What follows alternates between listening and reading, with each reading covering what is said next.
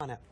All right, coming up on Good Day New York, Baruch Shemtov sat down with Michael Moore, you know, the filmmaker. It's very polarizing, but he's got a show on Broadway, right? The Terms of My Surrender. You saw it. I saw it, and he doesn't surrender, that's for sure.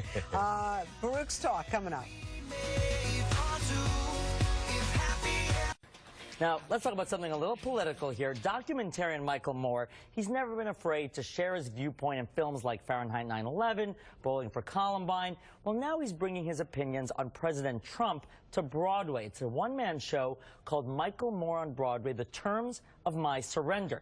Now, he's even taken this show on a road show of sorts, busing his audience to protest outside Trump Tower earlier this week. You may remember that video. Now, I had the chance to sit down with Michael Moore on the Belasco Theatre stage to get a sense of his perspective on what's going on in the country. And as you'll see, he certainly was not very shy. We are in physical danger because we have someone who's so out of touch and only thinking of himself in the White House. How does theater make a different impact than documentaries?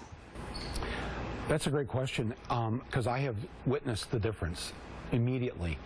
As a filmmaker, I only get to see my film on a two-dimensional flat screen, and I sit in the back row and watch the audience watch it.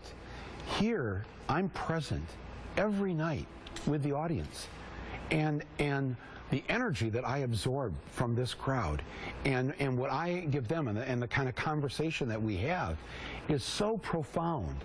Could never do this, obviously, in a movie. I can't do this by writing a book.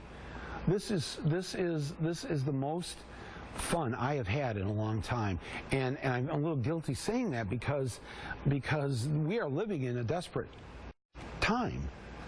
But I also know that if we don't keep our sense of humor, if we don't have some fun, if we don't keep ourself, you know, I don't want people to sink.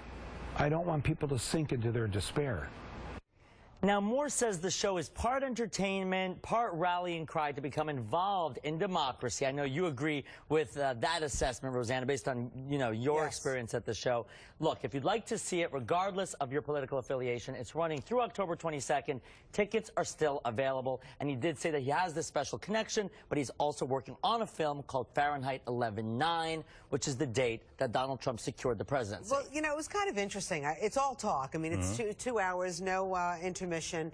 And he sits there or he stands there and he talks about his life. And I didn't realize he was an activist since he was a kid. Oh, yeah. He's been passionate about politics for a very long time. But did you feel like everybody in the room agreed with him? No, I have to say there were, you know, there were times there were smattering of applause and stuff like that. Really? Any boos? Did anybody boo? Nobody booed him, but it wasn't like a rousing, you know, applause. Of course, at the end, everybody gave him a rousing applause. But for the show, but not necessarily for the opinions. Right, exactly. But that makes it a little bit more interesting, because if everybody believes the same thing, it's a less interesting conversation. Right. And, you know, he also has a special guest every night. The night that I was there, it was Gloria Steinem, which was fun. Oh, wow. And, but, you know, it is very liberal.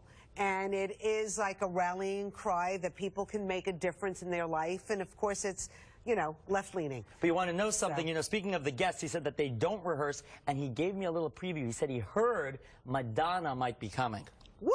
Just he heard, not confirmed yet. That would be a good show. That would be a good show.